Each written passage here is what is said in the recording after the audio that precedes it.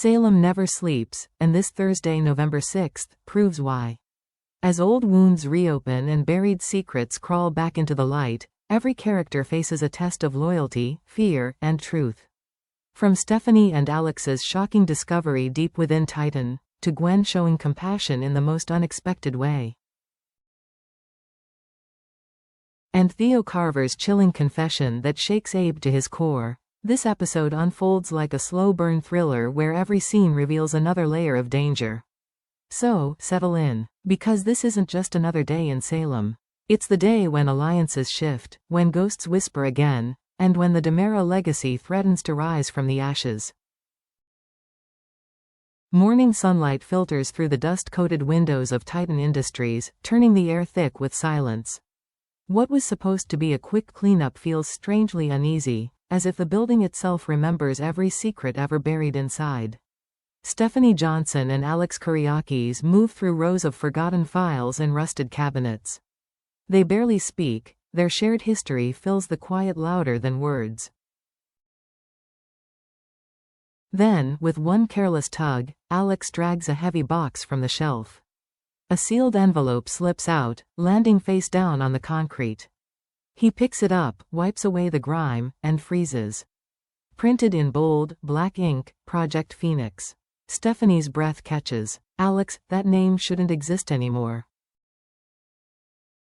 He tears it open, revealing a stack of coded lab notes, faded diagrams of human cells, and offshore invoices marked confidential.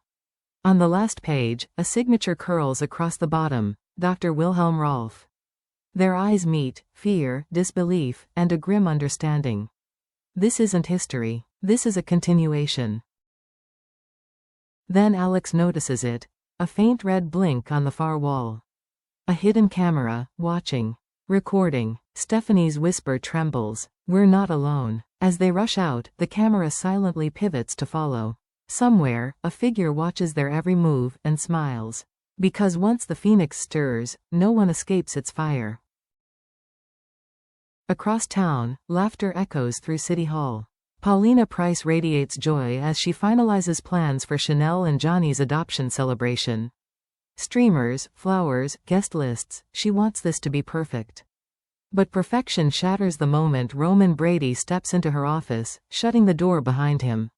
His face says it all, trouble. Roman, what's wrong? She asks, smile faltering. He slides a manila folder onto her desk. You need to see this. Inside, a police report and several flagged bank statements.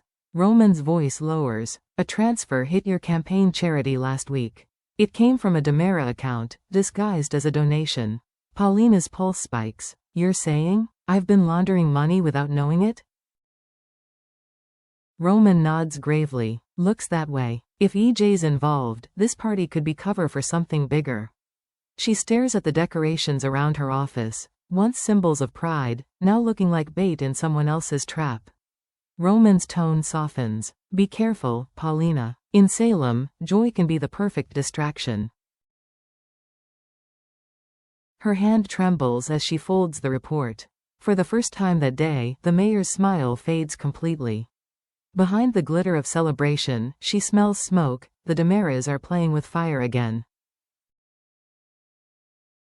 At the Brady Pub, afternoon light slants through the blinds, turning the place gold and quiet. Javi Hernandez sits alone at a corner booth, tracing circles in a cold cup of coffee. Across the table lies a photo of baby Trey, the son he'll never raise. The door creaks open, and Gabby Hernandez steps in. She spots him instantly, her fiery energy dimming into empathy. Mind if I sit? He nods silently. For a while, neither speaks. Then she says softly, You did the right thing, Javi. You gave him stability, the family you never had. He laughs bitterly. If it's so right, why does it hurt so much?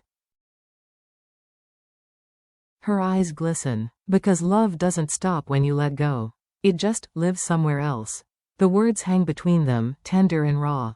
Gabby reaches across the table, squeezing his hand, and for once, the ever-defiant Hernandez siblings share quiet instead of argument. Then a faint shadow shifts outside the window, a silhouette watching. Neither of them notices. But Salem does. Because in this town, grief never stays private, and someone always profits from another's pain. As the shot lingers on Trey's photo, the reflection in the glass moves, a warning that this story is far from over. At the DiMera mansion, night falls heavy and still. Rain taps against the windows and thunder rolls in the distance, a fitting soundtrack for E.J. DiMera's private misery. He sits alone in his study, the fireplace casting uneasy shadows across the room. A half-empty glass of bourbon trembles in his hand as he watches a silent video on his phone. Johnny and Chanel celebrating the adoption of baby Trey. Joy, laughter, family, everything he once wanted, and everything he's now forbidden to touch. The promise he made to Amy Choi echoes in his mind like a curse: stay out of your grandson's life. And he has. But it's killing him. Then, a soft knock. The door opens. Gwen von Leuschner steps in, her tone calm, her demeanor disarmingly gentle. "You don't have to pretend you're fine," she says quietly. EJ exhales sharply. "And what would you know about loss, Gwen?" She meets his gaze, unflinching. "Enough to recognize it when I see it. You're not grieving what you lost, EJ. You're grieving what you can't fix." The words land deeper than either expects. For a moment, the masks drop, two souls broken by ambition and regret. But peace in Salem never lasts. When Gwen leaves, EJ's phone buzzes with a secure message: Phase 2 ready. Awaiting your authorization, Dr. Rolfe. The glow of the screen reflects in EJ's eyes, temptation reborn. He whispers to himself, almost pleading, "Maybe this time. I can control it." But as the firelight flickers across his face, we know the truth: he's not controlling it. It's already controlling him. Across Salem, the storm deepens. Wind rattles the windows of the Carver house, and somewhere in the distance, a church bell tolls. Theo Carver stands by the window, his hands shaking. His father, Abe, watches from the couch, worry etched deep into his face. "What's going on, son? You've been pacing for an hour."